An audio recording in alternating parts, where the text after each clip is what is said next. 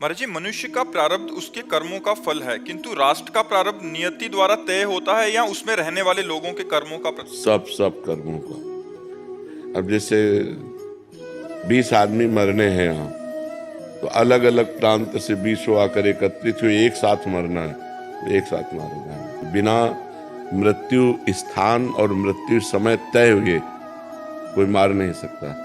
मृत्यु समय तय है और मृत्यु का कारण तय है कि इस निमित्त से इस समय इस स्थान पर इस जीव की मृत्यु होगी, वैसे ही विधान बन जाएगा और वैसे ही मृत्यु हो जाएगी। जब बहुत जीवों का एक जैसा एकत्रित होता है तो फिर वैसे ही प्रांत के प्रांत को दुख प्राप्त होता है।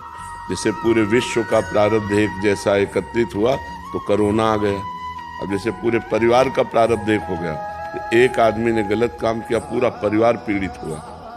रिश्तेदार, नातेदार, सगे संबंधी सबके डंडा चले। कहाँ है बताओ? बिना निजकृत कर्म के कोई दंड नहीं दे सकता। भौगोलिक क्षेत्रों का विस्तार कैसे नीति से तय है। जैसे भारत का पहले गुप्त युग में बहुत बड़ा था, अभी पहले पूरा भारत ही था और कुछ नहीं था। अजनाब खंड कहते थे।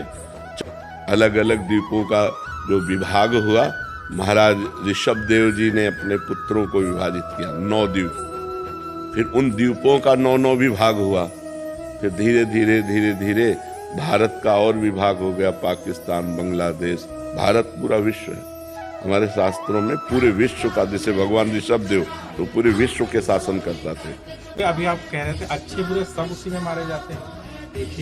आज अच्छे हो, लेकिन कर्म आपका बुरा पीछे का जो संयोग लाया है उसे तो आप नहीं जानते ना। एक आदमी बहुत अच्छा कर्म करता है, लेकिन कदम कदम पे विपत्ति, कदम कदम पे असफलता। तो बहुत अच्छा आदमी है, लेकिन उसका पूर्व का जो कर्म है वो बहुत बुरा है, वो उसे भोगना पड़ेगा। अच्छा कर्म आज का है, लेकिन बुरा कर्म पूर्व का है, उसे भोगना पड़ेगा। तो मनुष्य जन्म इसलिए मिला है कि हम पूरे हिसाब को बराबर कर दें, भजन के द्वारा, तपस्या के द्वारा अपने पापों को नष्ट कर दें, आगामी ऐसे कर्म करें कि हमें दुख न मिले, हम भगवान को प्राप्त हो जाए।